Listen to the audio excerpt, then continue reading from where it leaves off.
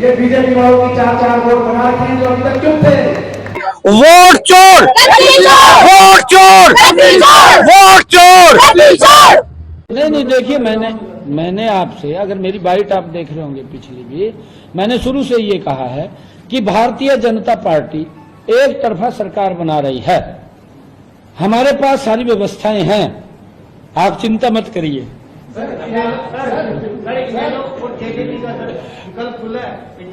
है जी,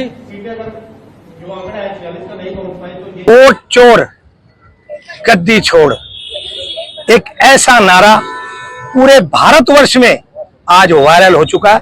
राहुल जी की जीत इस नारे से निश्चित हो गई है। आपके सामने आपके नेता रविंद्र जी एग्जाम्पल है, वो दिन रात टीम में रह रहे हैं, हार्ड वर्क कर रहे हैं। यूथ कांग्रेस के किसी भी आदमी को कोई बहाना देने का मतलब ही नहीं रहता था। जब आपके लीडर आपके साथ जिंदा पार्टी के लिए, देश के लिए सेवा कर रहे हैं, तो आपको भी ये करना है, दूसरा कोई रास्ता नहीं है। राहुल जी की इस लड़ाई में आप और हम मिलके डट के उनका साथ देंगे। हरियाणा में भी हम सारी बात चेक कराएंगे। अभी अरविंद शर्मा जी का जो बयान आया है, अरविंद शर्मा जी के बयान के बाद एक एक विधानसभा की सारी वोटर लिस्ट हम चेक कराएंगे। कौन से बीजेपी के कार्यकर्ता की 4-4 वोट बनी हुई थी, क्योंकि जब चुनाव आयोग भी इनका था, दिल्ली भी इनकी थी, चंडीगढ़ भी इनकी थी, तो आप समझ सकते हो वोट में किसकी बनी होगी। भाई कैंडल मार्च इसलिए कर रहे हैं, जो वोटों की चोरी कर रही है बीजेपी। आज सुप्रीम कोर्ट ने भी ये कहा कि जो 65 लाख मतदाता बिहार में जो आपने आउट किए है, वो election commission, district election commission अपनी वेबसाइट पे डालेगा, बीएलओ अपनी वेबसाइट पे डालेगा, बीएलओ पंचायत में वो लिस्ट लगाएगा। तो राहुल गांधी की एक आज पहली जीत है, शुरुआत हुई है, और सुप्रीम कोर्ट पर पूरा हमें भरोसा है। जिस तरह से इस मोदी सरकार का, इस इलेक्शन कमीशन का जो खेल है, उसको एक्सपोज करने का राहुल जी ने काम किया है। इसमें हमने देश के लोकतंत्र को बचाने के लिए इस मुहिम में उसके साथ लड़ना है। जो वोटों की चोरी हो रही है, ये लोकतंत्र के लिए बहुत बड़ा खतरा है। इलेक्शन कमीशन से हमारी एक क्लियर डिमांड है, चोरी करना बंद करो, निष्पक्षपात वोटर लिस्ट बने और उससे लोकतंत्र बचे।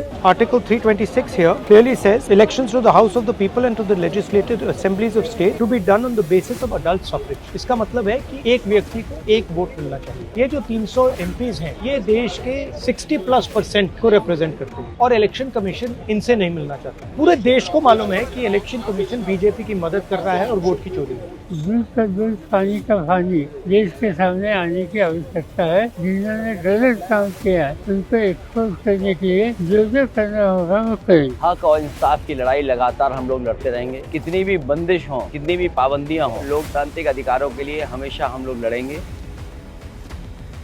हमें डिटेन करके यहाँ पुलिस के थाने में सरकार ने हमें रखा हुआ है। अगर कुछ गड़बड़ नहीं है और उसमें वो शामिल नहीं है, तो हमें मिलने में क्या झिझकती है। हम सांसद हैं, इनके खिलाफ हम लड़ते रहेंगे, बिल्कुल नहीं रुकेंगे। We have been detained undemocratically. We wanted to say our rights not be argued by the government. In the world's largest democratic country, India, we are deprived of our democratic rights. Right to exercise franchise has been stripped off. हम क्या मांग रहे थे? हम सिर्फ election commission से विनती कर रहे थे कि न्याय हो। बीच में पकड़ा गया, हमें बताया गया हम आपको लेके चल रहे हैं इलेक्शन कमीशन, और बस में 300 सांसदों को भर के पुलिस स्टेशन लगाया गया। चुनाव आयोग का नाम बदलकर भारतीय चुनाव आयोग करना चाहिए। सबको चुनाव लगा रहे हैं। हमने बड़े बड़े चोरों को घर में बिठाया है, ये तो बहुत छोटे चोर हैं। ये चोरों को भी हम घर में भेज देंगे। ऑर्गेनाइज्ड वे में डकैती कर रहे हैं, इसका प्रूफ हम लोग दे रहे हैं। एक एक करके इतना दे रहे, फिर भी कोई नहीं मान रहे। हम लोग चाहते हैं चुनाव आयोग ट्रांसपेरेंट हो, लेकिन हर जगह देखा जा रहा है कि केंद्र सरकार के इशारे पर वो काम कर रही है। Last time they suspended all of us and passed crucial legislations. Now they have detained all of us and are passing crucial legislations. The people of this country are watching. कोई कार चोर है, कोई गहना चोर है, कोई scooter चोर है, लेकिन देश के प्रधानमंत्री और चुनाव आयोग वोट चोर निकल गए। मैं सारे के सारे ऑपोजिशन लीडर्स और एमपीज को धन्यवाद करता हूँ।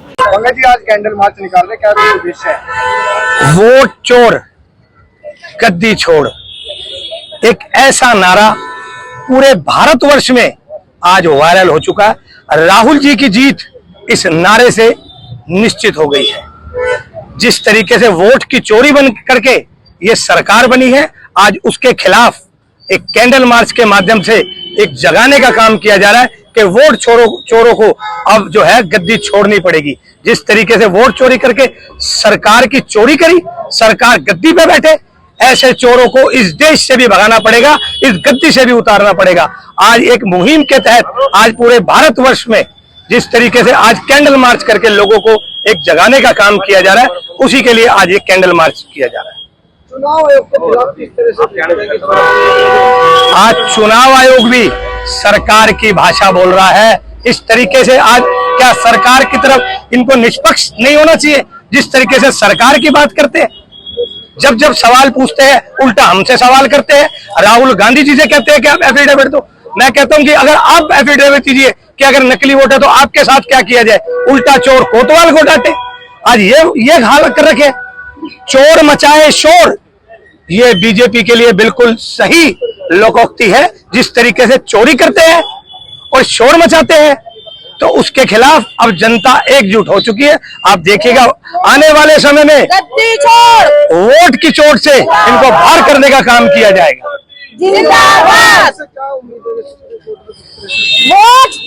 देखिए सुप्रीम कोर्ट में जिस तरीके से है, लेकिन जो आज सरकार का दबाव, जो आज सरकार का दबाव है वो कहीं भी निष्पक्षता नहीं दिखती। आप देखिए आज क्या हालात हो चुके हैं, लेकिन सुप्रीम कोर्ट पे हमें पूरा भरोसा है और इस पे जरूर कोई ना कोई हल निकलना चाहिए। लेकिन इन चोरों को नहीं बख्शा जाएगा, इन वोट चोरों को गद्दी छोड़नी पड़ेगी। वोट चोर, वोट चोर, वोट चोर।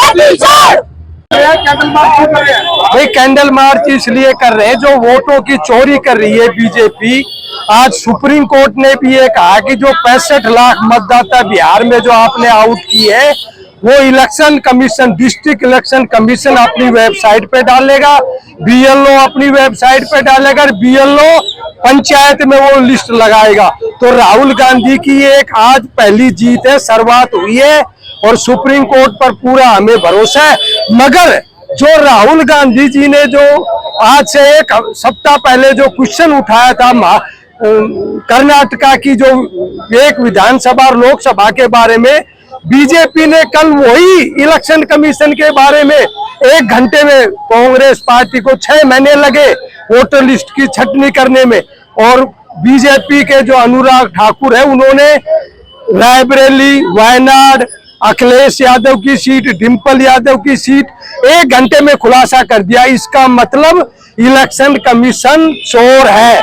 बीजेपी भी जो राहुल गांधी जो बात कर रहे थे वही बीजेपी कर रही है। इसका मतलब लोकसभा के चुनाव दोबारी होने चाहिए। मोदी वोट की चोर से वोट बढ़ा। अगर उन्होंने अनुराग ठाकुर ने ये खुलासा किया है तो बनारस और लखनऊ की सीट का क्यों नहीं खुलासा करते? राजनाथ और मोदी की सीट का क्यों? मोदी भी हार रहा था, जबरदस्ती इलेक्शन कमीशन ने उसको जिताया। आज इलेक्शन कमीशन की साख पर बट्टा लगा हुआ है। जब से भारत आजाद हुआ 1951 से आज तक इलेक्शन कमीशन जैसा रोल आज है उसकी साख तार तार हो चुकी है और आम मतदाताओं को विश्वास नहीं है कि हमारी वोट की चोरी हो रही है। इसलिए वोट चोर गद्दी छोड़ ये अभियान आज से पूरे हिंदुस्तान में डिस्ट्रिक्ट लेवल पर कांग्रेस कमेटी की शुरुआत हो रही है हर जिले। आपके सामने आपके नेता दविंदर जी अगर एग्जाम्पल है, वो दिन रात फील्ड में रह रहे हैं, हार्ड वर्क कर रहे हैं। यूथ कांग्रेस के किसी भी आदमी को कोई बहाना देने का मतलब ही नहीं रहता था। जब आपके लीडर आपके साथ जिंदा पार्टी के लिए, देश के लिए सेवा कर रहे हैं तो आपको भी ये करना है, दूसरा कोई रास्ता नहीं है। काफी देर प्रोग्राम थोड़ा लंबा चल गया, इसलिए मैं ज्यादा वक्त नहीं लेना चाहता, लेकिन आप सबसे एक रिक्वेस्ट, एक अनुरोध जरूर करना चाहता हूं। जिस तरह से इस मोदी सरकार का, इस इलेक्शन कमीशन का जो खेल है उसको एक्सपोज करने का राहुल जी ने काम किया है, इसमें हमने देश के लोकतंत्र को बचाने के लिए इस मुहिम में उसके साथ लगना है। और कोई ज्यादा हैरानी नहीं हुई कि इलेक्शन कमीशन ऐसा क्यों कर रहा है, क्योंकि ये वो इलेक्शन कमीशन है जिसका चेयरमैन बैकडोर एंट्री से बना। पहली बार सरकार ने, बीजेपी सरकार ने इलेक्शन कमीशन जो है, इलेक्शन कमिश्नर जो है इलेक्शन कमीशन का, उसको बैकडोर एंट्री से बनाया। जब भी कोई इलेक्शन कमिश्नर बनता है उसमें लीडर ऑफ ऑपोजिशन होता है, उस टीम में जो इलेक्ट करती है, सरकार होती है, प्रधानमंत्री होते हैं और सुप्रीम कोर्ट के जजेस होते हैं। ना तो इस बार सिलेक्शन में लीडर ऑफ ऑपोजिशन थे, ना सुप्रीम कोर्ट के जजेस थे। बीजेपी वालों ने बैकडोर एंट्री से इस इलेक्शन कमिश्नर को बनाया है और तभी बैकडोर एंट्री करके वो बीजेपी की मदद इलेक्शन में करना चाहता है। और इसके खिलाफ लड़ने के लिए, देश के लोकतंत्र को बचाने के लिए हमें जो राहुल जी मुहिम चला रहे हैं उसका साथ देना पड़ेगा और अपना योगदान, अपना समर्थन उस मुहिम को देना पड़ेगा।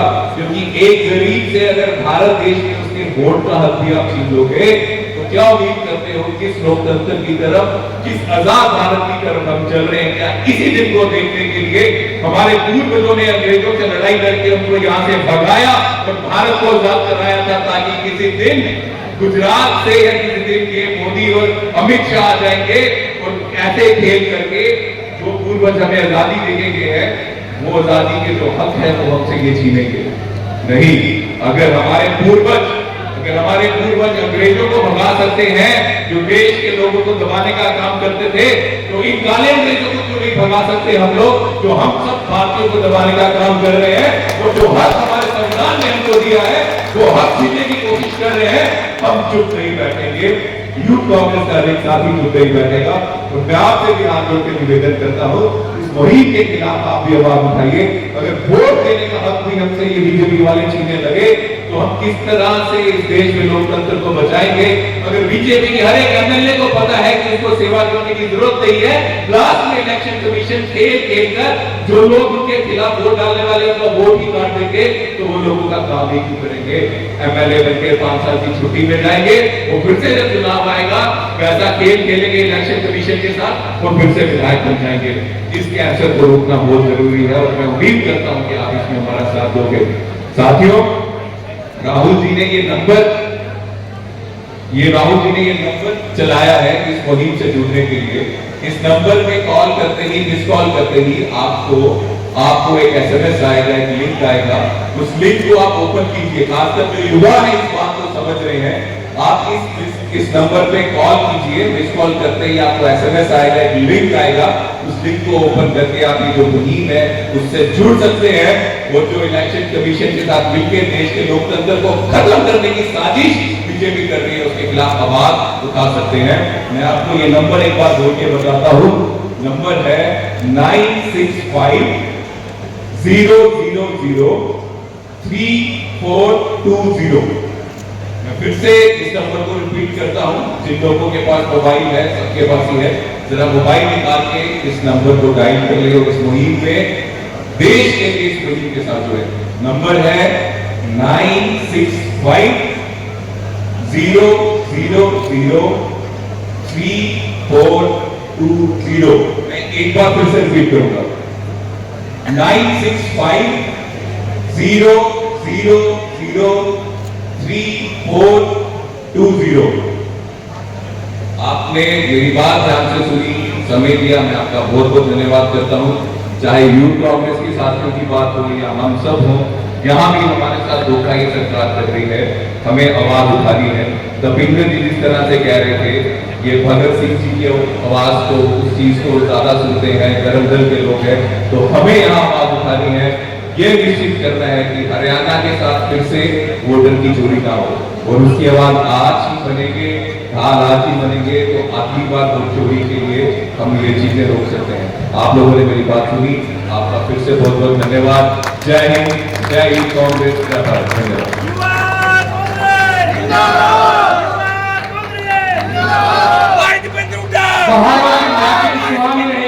लड़ाई लड़ेंगे जो इन्होंने जिस तरीके से चुनाव की प्रक्रिया को प्रभावित करके किस तरीके से जीतने का कार्य किया हरियाणा को, महाराष्ट्र को और देश में लोकसभा को भी जो बताया गया है, तो लड़ाई तो लड़नी पड़ेगी। प्रजातंत्र को बचाने की लड़ाई लड़नी पड़ेगी। और जब से बयान आया राहुल जी का, मैं देख रहा हूं तब से भाजपा को बड़ी तिलमिलाट हुई है, हरियाणा में भी बड़ी तिलमिलाट हुई। एक मंत्री है इनके अरविंद शर्मा जी का बयान आया, आपने देखा होगा कि ये तो राहुल जी ने कोई नई बात नहीं बताई। रोहतक में एक आदमी की 4-4 वोट थी। अब मैं समझा ये 2019 में कैसे जीते थे अरविंद शर्मा, समझ में आई। क्योंकि अगर किसी आदमी का नाम बताए तो नाम बताओ जिसकी 4 वोट है।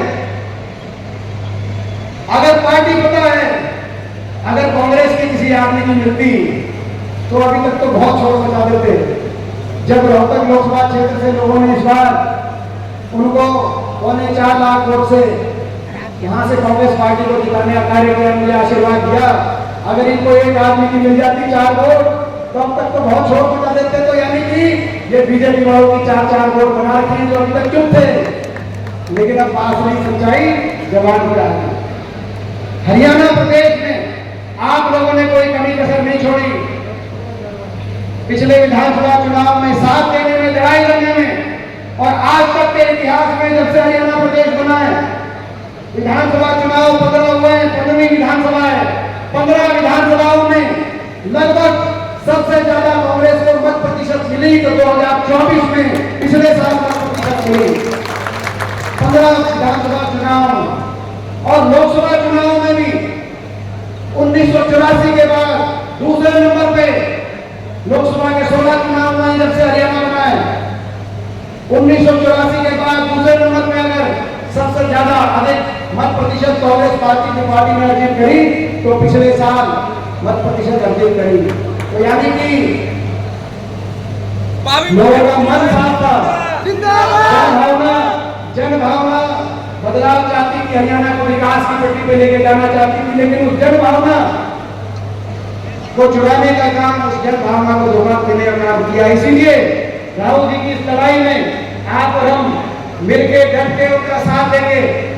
हरियाणा में भी हम सारी बात चेक कराएंगे। अभी अरविंद शर्मा जी का जो बयान आया है, अरविंद शर्मा जी के बयान के बाद एक एक विधानसभा की सारी वोटर लिस्ट हम चेक कराएंगे। कौन से बीजेपी के कार्यकर्ता की 4-4 वोट मिली हुई थी। क्योंकि जब चुनाव आयोग भी इनका था, दिल्ली भी इनकी थी, चंडीगढ़ भी इनकी थी, तो आप समझ सकते हो वोट भी किसकी बनी होगी। तो ये सारी लड़ाई लड़ेंगे और उसकी शुरुआत आज से यहाँ से हम कर रहे हैं। बिल्कुल आपने बजाई युवा कांग्रेस में। मैं सारी युवा कांग्रेस को एक बार फिर बहुत बहुत बधाई देता हूँ। अपने भाई निशित को और सारी टीम को शुभकामनाएं देता हूँ।